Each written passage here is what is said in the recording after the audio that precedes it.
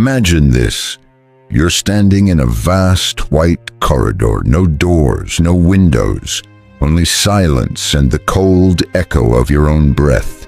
In your hands is a key, sleek, heavy, and humming faintly as if it's alive.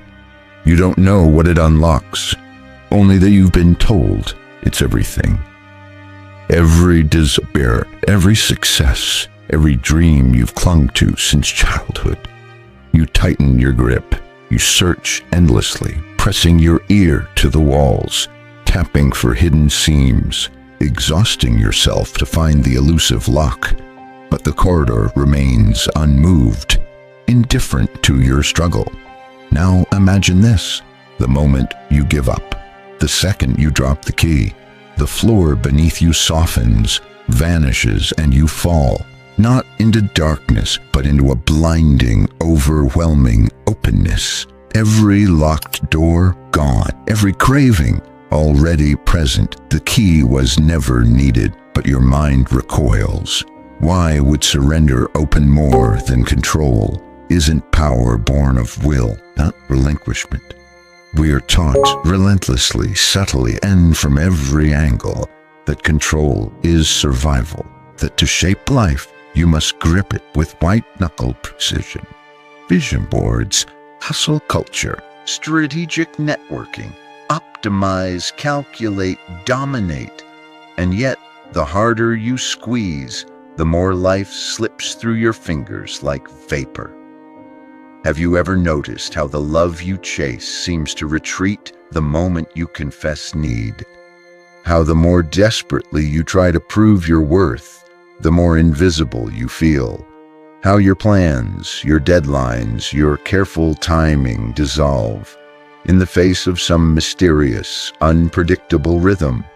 There is something haunting in that pattern, a quiet rebellion beneath the surface of existence, whispering, "You're not in control." And that's exactly the point. Why is it that what we desire most arrives only when we stop reaching for it? Is it possible that the act of grasping pushes what we seek further away? Or that the universe, God, the subconscious, whatever name you assign, responds not to force, but to surrender? It's a cruel irony, isn't it? You were told that clarity comes from certainty, that peace is the reward of mastery. But what if it's the other way around? What if the answers come when you stop asking? What if freedom only begins when you stop running? There's a tension inside you now, a tightening in the chest, a whisper of protest.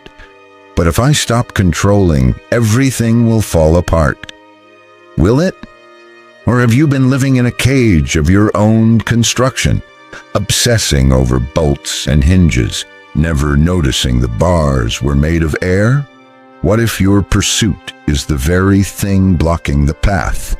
There's a story unfolding here, one older than civilization, etched into the bones of every mystic and poet who ever walked away from the fire and into the dark, a paradox that disturbs the very roots of your ambition. Everything you desire arrives when you release control, not when you finally figure it out, not when you've perfected your routine or hit every milestone, but when you let go. This is not a metaphor, it is a law, hidden, inconvenient, and unbearably true. And yet it raises a terrifying question. If control doesn't lead to fulfillment, what does? Who are you without the striving? If you stopped forcing outcomes, would your life collapse? Or would something greater emerge? Could it be that surrender is not weakness, but the doorway to a different kind of power? One that doesn't come from bending life to your will, but from aligning with something deeper, something that already knows. Pause. Feel that discomfort rising. Your mind's resistance to stillness, the instinct to calculate, plan, do. It's not accidental. It's been planted in you, reinforced by every authority figure, every success story, every algorithm screaming, take control or be left behind. But what if that's the lie? What if the truth is the opposite? What if desire and fulfillment are not goals to conquer, but frequencies to tune into? And what if your grip, your obsessive control, is scrambling the signal? This is where we begin, not with answers, but with dissonance, with a fracture in your assumptions so deep it demands your attention. You've been taught to push, to strive, to orchestrate every note of your life's symphony. But what if you've been conducting silence? What if everything you long for is already waiting just beyond the grasping hand? We are about to peel back layers of psychology, of philosophy, of cultural mythologies that have shaped your identity without consent. What you'll discover may disturb you. It may challenge everything you believe about success, love, and meaning. But you'll also find a strange kind of liberation, one that doesn't ask you to do more, but to unlearn. Let's go deeper. Let's find out why you're addicted to control and what it's costing you. You weren't born this way. You didn't arrive in this world gripping the reins of control, white-knuckled and wide-eyed, planning every step ahead. No, your first breaths were full of trust. You cried, and someone came. You reached, and something was placed in your hand. Your body, your breath, your hunger. None of it needed strategy. It simply was, and the world responded. So what happened? Why do you now feel compelled to micromanage every aspect of your existence? Your career, your relationships, your timeline, your identity? The answer begins with a fracture. One so subtle it evades the naked eye. A fracture not of bone, but of being. A break between your inner rhythm and the outer world. And that break wasn't your fault. From the moment you began to form coherent thoughts, you were fed a story. Not in a single voice, but in chorus, parents, teachers, institutions, screens, society itself. The story said, you must earn your worth. You are incomplete until you prove yourself.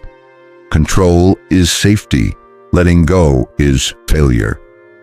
And just like that, the war began between the natural flow within you and the imposed structures around you. This is not merely psychological. It is existential. The philosopher Jean-Paul Sartre spoke of bad faith, the tendency to deceive oneself into believing one is merely a role or a function instead of a free and spontaneous being. He believed society encourages this self-deception. Why? Because freedom terrifies the structures we've built. Institutions survive by standardization, and standardization thrives on control. And so, you became a curated version of yourself, edited, optimized, marketable. You began to believe that life must be managed, like a company or a military campaign, that love must be secured, that success must be engineered, that identity must be crafted like a brand. Carl Jung warned of this too. He saw the danger of an ego inflated by the illusion of control, an ego that, in its quest for power, suppresses the unconscious, the wild, the unknown.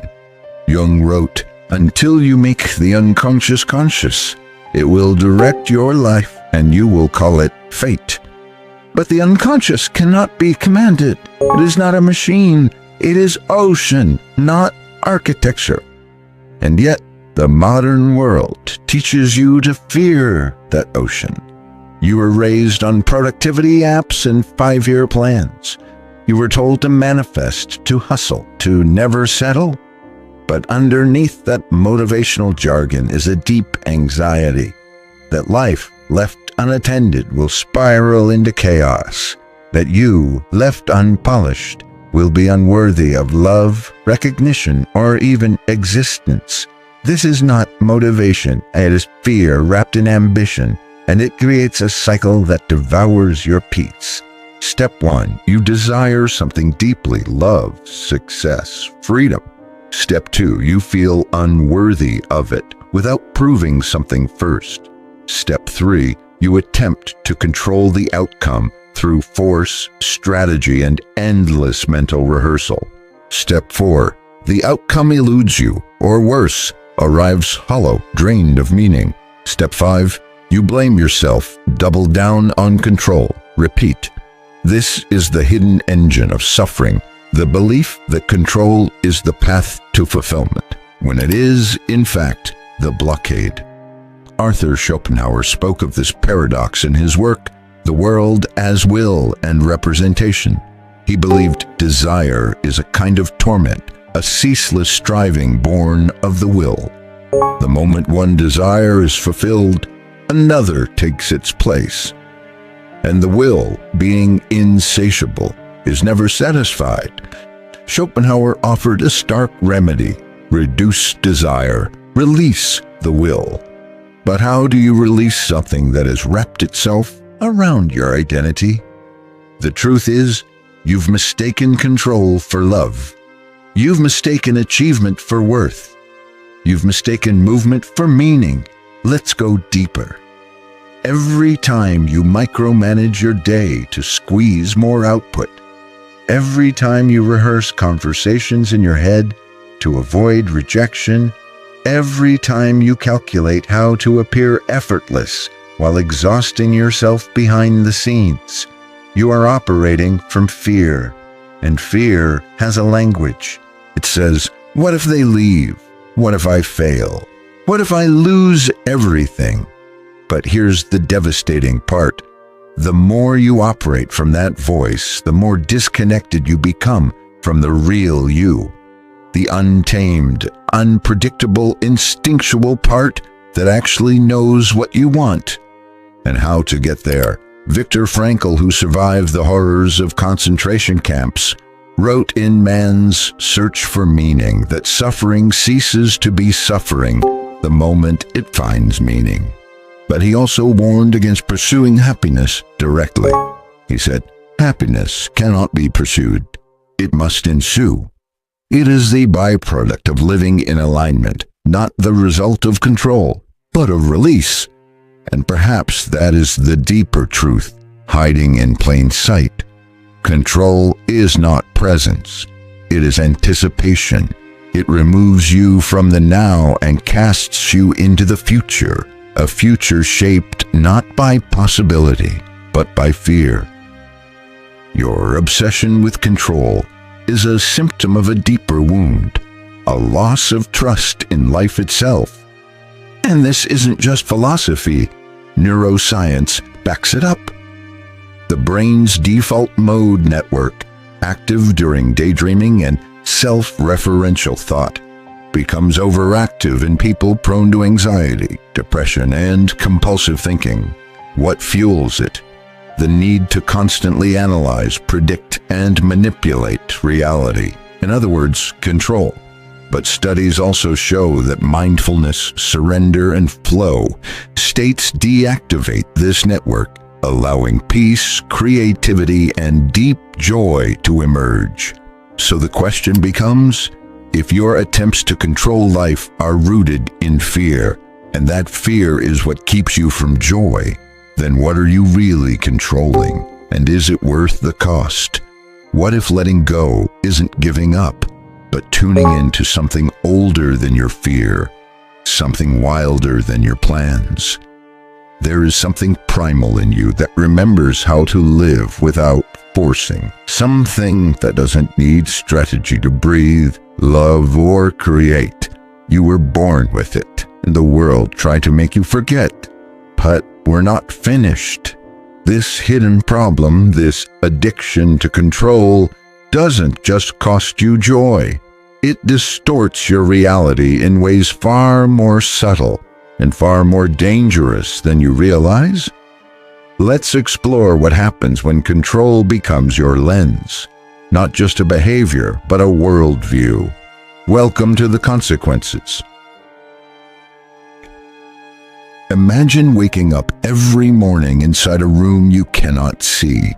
You believe you're free. You open the windows, rearrange the furniture, decorate the walls.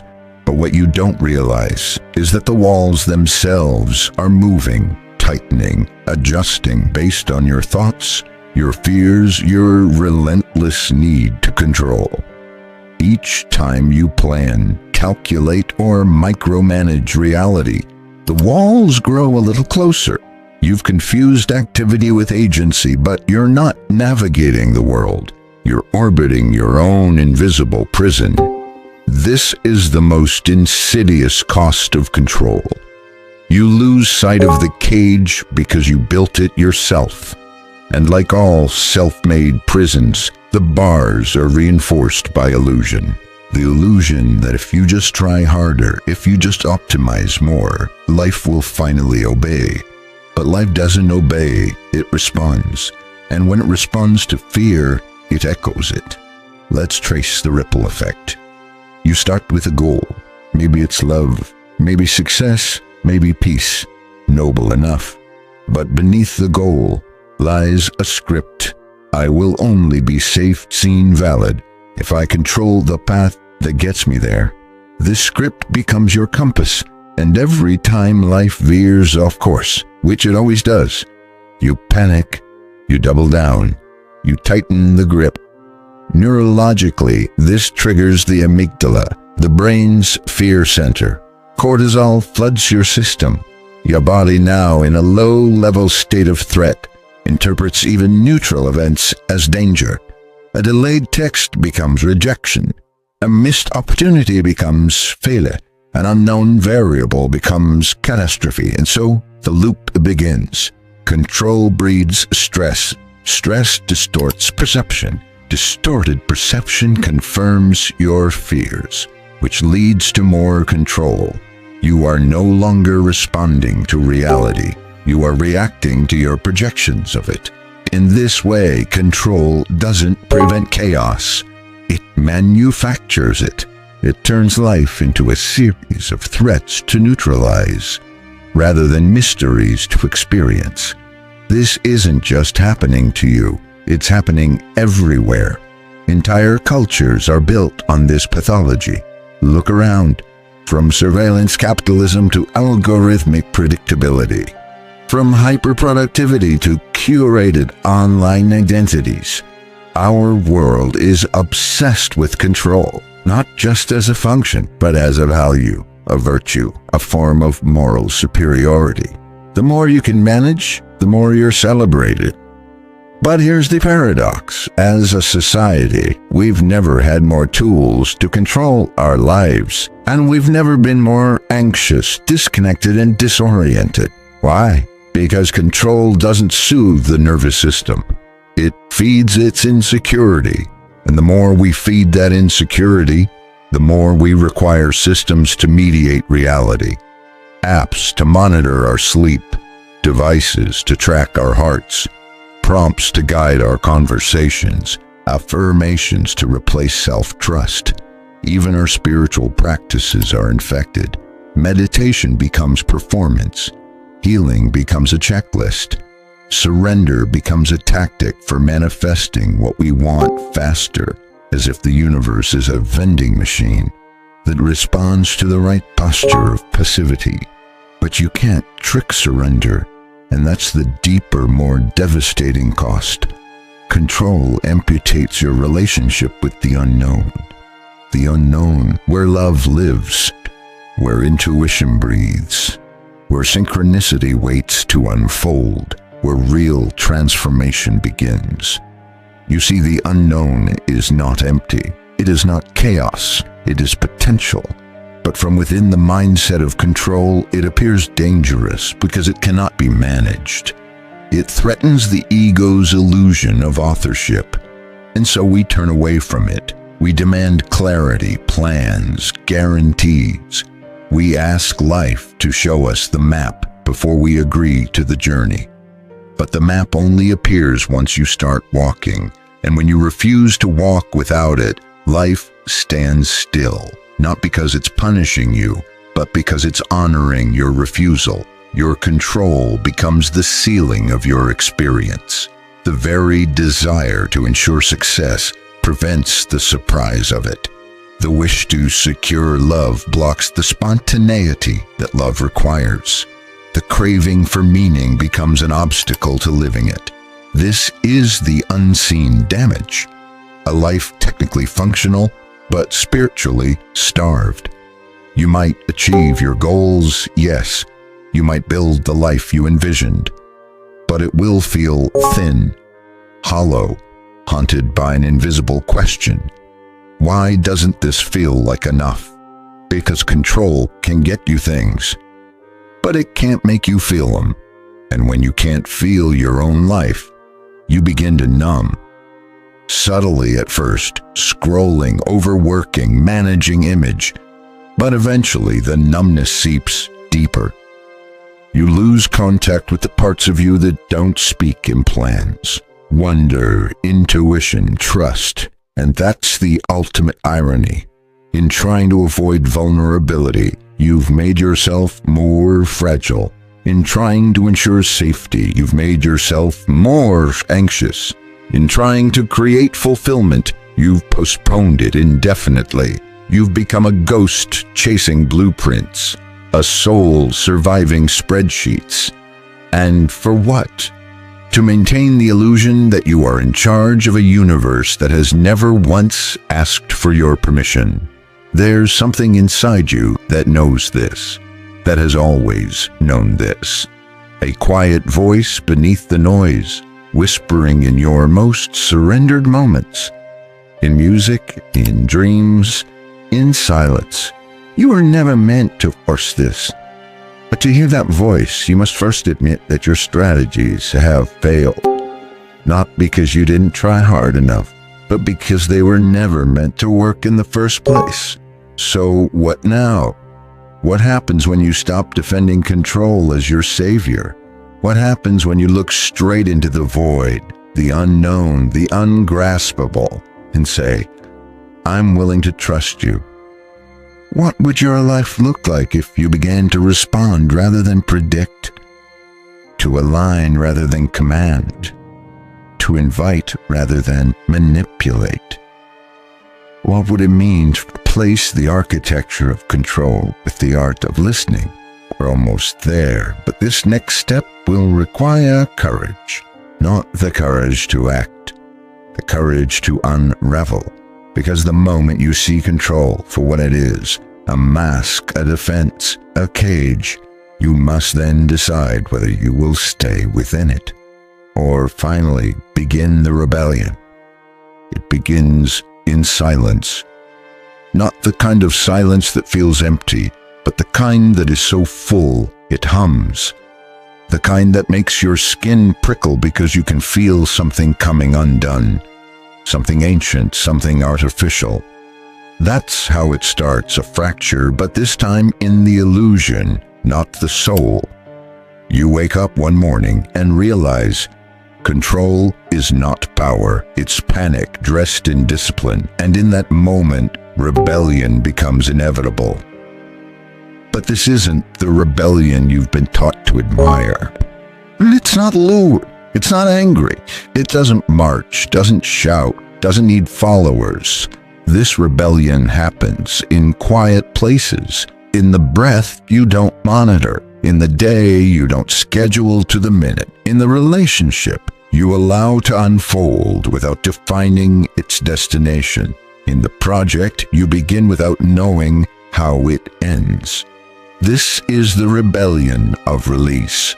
And it is the most dangerous kind, because it doesn't just defy the world's systems. It unravels the self that was built to appease them. Let's be clear. Letting go is not laziness. It is not passivity. It is not apathy dressed as enlightenment. Letting go is active trust.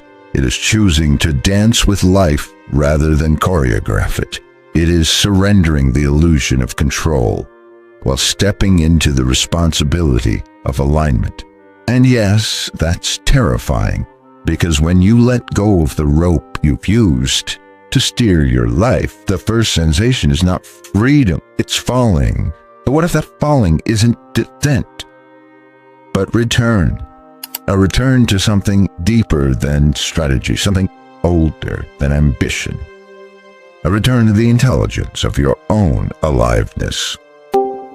Throughout history, those who truly transformed themselves, who bent the arc of the human experience, were not the ones who controlled more. They were the ones who surrendered deeper. Think of Siddhartha Gautama, the prince who abandoned luxury not for punishment, but for presence. In relinquishing control, he found the path, not to power, but to peace. Or consider Viktor Frankl in the Nazi death camps, stripped of every human freedom, except one, the ability to choose his response. In the absolute absence of control, he discovered meaning, not imposed, but revealed. Even modern icons, creatives, visionaries, mystics, speak of entering a flow state where action happens through them, not by them. In this space, time warps, doubt dissolves, ideas arrive, unforced, unplanned, untouched by effort. They didn't control their genius, they invited it. This is what your soul remembers, that true power never clutches, true power calls. But to hear that call, you must unlearn the gospel of control. Here's the real shift. Instead of asking, how can I make life give me what I want? Begin to ask, what does life want from me right now? That question will change everything, because it moves you from command to communion, from striving to listening, from manipulation to participation. And the answers don't come from spreadsheets or schedules. They come from something quieter, something beneath the noise. So how do you rebel? Not with force, but with presence. Here are the weapons of this revolution. 1. Radical allowing. Let things be what they are before you try to change them. That means sitting with discomfort without labeling it bad. Watching a desire race without rushing to satisfy or suppress it. Feeling lost without demanding immediate clarity. This is not resignation, it's reverence. 2. Non-linear living stop. Treating your life like a timeline to optimize. Some chapters don't have arcs, some seasons aren't productive. Allow detours. Let go of the belief that growth must be upward and constant. A tree doesn't apologize for winter, neither should you. 3. Creative surrender. Begin things without knowing how they'll end. Write without an outline, love without conditions. Move your body without counting calories. Let your creativity be a conversation, not a performance. As poet David Whyte said, what you can plan is too small for you to live. 4. Trust in the unseen. You don't need evidence for every choice. Some paths are felt, not proven. Begin to value resonance over reason. If something feels alive, even if it's irrational, follow it. Intuition is the language of a life that's in motion. 5. Replace control with curiosity. When fear arises, don't suppress it or analyze it to death. Just ask, what is this here to show me? This shifts your relationship with uncertainty. It stops being a threat and becomes a teacher. 6. Be still. Often, stillness is not a reward, it is a necessity. In stillness, the false voices grow quiet. The internal manager, the critic, the strategist, they lose their grip. And beneath them, something ancient speaks. You'll know it when you hear it. Make no mistake. This rebellion will cost you. It will cost you your persona, the polished version of you who had it all figured out. It will cost you your excuses, your hustle, your armor. It will cost you the comfort of control. But it will give you something far more dangerous. Sovereignty. Not over life, but within it. Because when you stop controlling, you begin to collaborate with the fabric of existence. You step into a dialogue with the universe, a dialogue that has always been waiting, and you discover that what you were trying to force through effort was already trying to find you through grace. You were the dam, now you become the river. The final truth waits just ahead, and it will shake the foundation of everything you thought you understood about yourself, about success, about reality itself. It is the revelation that changes not just behavior but being. Prepare to meet the ultimate paradox, because the moment you release control is the moment everything you've ever longed for begins to arrive. Imagine this. You're walking alone, barefoot, across a vast and quiet plain. There's no map in your hand, no signposts in sight. The wind brushes gently past you like a whisper you almost remember. You don't know where you're going. You don't even know why. And then it happens. A subtle shift, not in the world around you, but in the one within. The tension that's lived in your chest for years, the hum of grasping, anticipating, calculating, loosens its grip. You exhale not just air, but identity. And for the first time in your life, you feel the ground beneath you. Solid, alive, trustworthy. You didn't arrive anywhere, but something arrived in you. A truth, not in words, but in knowing.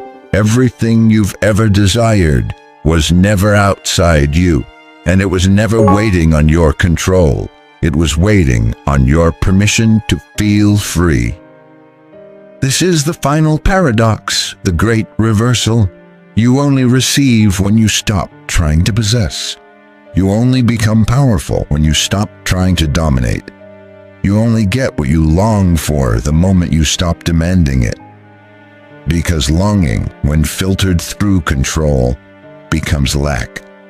But longing, when filtered through surrender, becomes magnetism.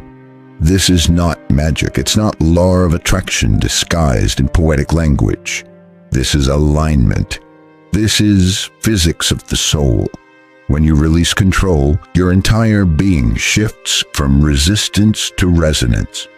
And reality, freed from the burden of obeying your narrow timelines and definitions, finally has room to meet you in surprising, even miraculous ways. It always wanted to, but it was waiting on your stillness, on your trust, on your willingness to let life love you in a language you didn't write. Let's speak plainly now. There is no finish line, no final destination, no perfect version of you at the end of the road who gets everything right. There is only this, the you who decides to stop waiting for circumstances to justify joy and instead becomes the source of it. That's what happens when you release control. You stop chasing a life that performs safety, and you start living a life that breathes truth. You realize you don't need to earn love. You are it. You don't need to find purpose. It finds you when you become still enough to hear it whisper. You don't need to orchestrate miracles. Life is made of them. You've just been too busy building blueprints to notice the bird song in the morning, the unexpected message that arrives right when you were thinking of someone, the goosebumps on your arms when someone says the thing you needed to hear, the way your body knows when to rest, when to move, when to grieve. These are not random. They are evidence of a universe that is not indifferent but intimate. And when you release control, you don't lose yourself. You return to the version of you that never needed to prove anything, the child who danced without needing a reason, the soul who came here to experience, not to conquer, the being who remembers that peace isn't something you find, it's something you stop resisting. And what of pain, what of grief and loss, and the moments where control felt like the only shield? Yes, They are real. And surrender doesn't mean pretending otherwise. But what changes is your relationship with suffering. You stop asking it to leave. You start asking what it wants to teach.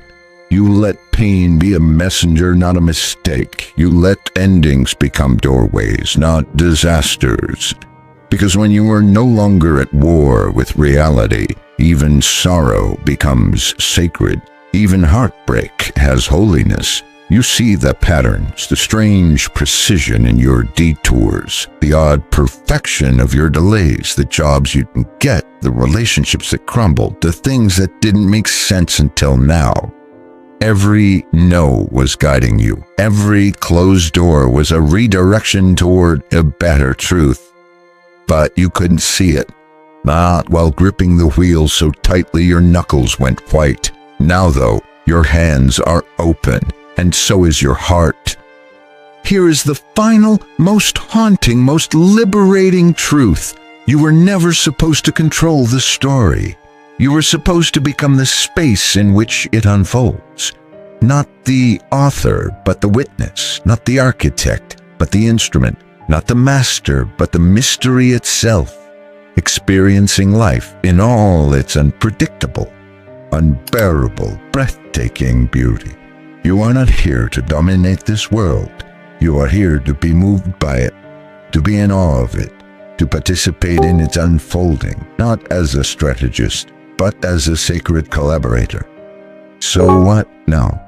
Now you listen to your life, to your breath, to the subtle yets inside your bones. You stop chasing alignment and start honoring it. You stop micromanaging the path and start walking it. You begin again, not with a plan, but with presence. And when fear rises, as it will, you greet it with this quiet, defiant truth. I no longer need to control the current. I trust myself to swim. And so you do. With open hands, with unarmored heart, with the clarity that you are not here to earn your dreams, but to remember that they were always yours, waiting just on the other side of surrender.